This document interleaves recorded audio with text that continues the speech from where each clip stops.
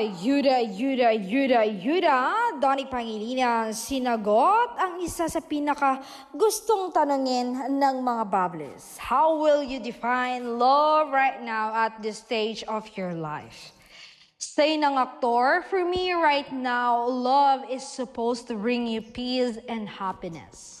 I'm peace and love. Bongga! Nasabi ko kasi kahit magkahiwalay kami minsan ni Belle, mga 1 week or more, kampante. Kampante kami na walang magluluko sa amin. We really trust each other. Ang sarap nun, no? Pag nagmahal ka, payapa ka.